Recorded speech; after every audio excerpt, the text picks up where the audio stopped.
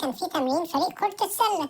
كنا قاعدين بنتمرن أنا وصاحبي، إحنا عمرنا ما وقفنا تمرين مع بعض طول الوقت، وإحنا زمايل وإحنا مع بعض في كل حاجة.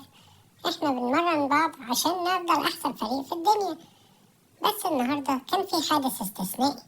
جت بنت أمورة جدا، إحنا الاتنين حبيناها ومحدش كان قادر يبعد عينيه عنها، وكنا إحنا الاتنين نفسنا نبقى معاها.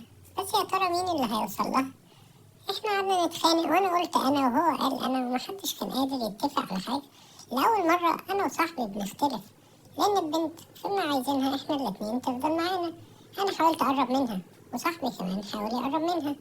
عزمتها على حفلة رقص، وريتها مهاراتي في الرقص، كانت مبهورة بيا جدا. بس صاحبي مع كل أسف اتضايق من الموضوع، وابتدى يوريها هو كمان مهاراته. بس هو معندوش مهارات في الرقص زيي، بس زعل مني وحقد عليا جدا. ما بيحاول يوصل لأي حاجة توقعني بيني وبينها. احنا فضلنا مقربين من بعض، وفضلنا بنحب بعض طول الوقت. وصاحبي بيحاول ان هو يوقع بينا، بس بيعمل ان هو بحسن نية بيحاول يخلينا مبسوطين.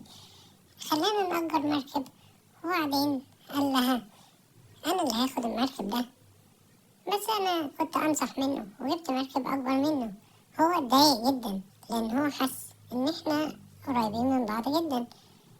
البنت جت لصاحبي وقالت له بقول لك ايه، انا عارفه ان هو جاب مركب اكبر منك، بس انا ما ينفعش ابقى معاك. وهي بتقولي ده سمعنا صوت صاحبي مع واحده تانية. احنا الاتنين زعلنا منه وضربنا صاحبي. صاحبي زعل وجاب اتنين اصحابه تانيين جم يضربوني. بعد ما كنت انا صاحبه الوحيد بقى عنده صحاب تانيين. اكتشفت ان البنت كمان مش بس جميله، دي قويه وبتلعب كاراتيه، كسرت الولاد كلهم، وده بقت عندها مهارات كتيره جدا. انا مصدقتش نفسي، بس الصراحه انا خفت منها. صاحبي بقى شرير قوي. بعد ما هو كان طيب بقى بياخد فلوس من كل الناس. ده مش ده واحد الطيب اللي انا متعود عليه، مش ده اللي انا بحبه. هو بقى يحب واحدة تانية وساب اصحابه كمان. هو واضح ان هو بقى نفسه يتجوز. ايه رأيكم ما تيجي نجوزه احلى بنت في المدرسة؟ هو غير شكله عشان يبقى مبسوط معاها، وجاب لها بوكيه ورد كمان. بس هي ما بتحبش الورد، هي ست عملية وبتحب الشغل جدا.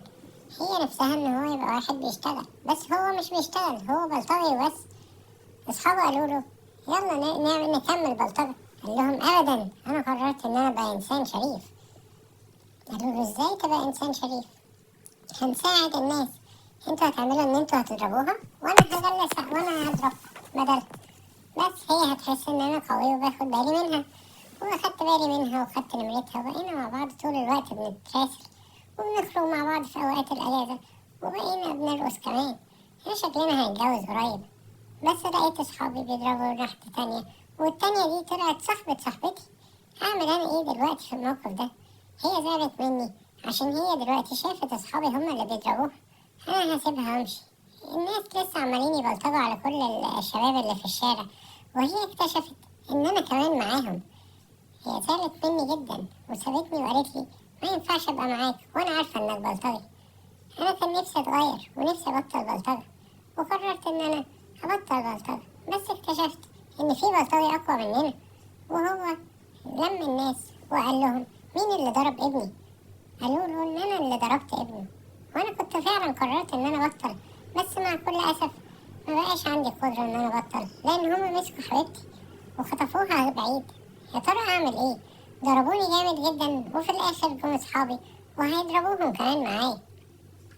بس البوليس كبس في اخر لحظه، وانا اتخذت في السجن معاهم، لان هما كانوا بلغوا عني ان انا بلطجي زيهم. بس اجمل حاجه ان لما خرجت من السجن لقيت حبيبتي كمان مستنياني، ودي اجمل حاجه في الدنيا.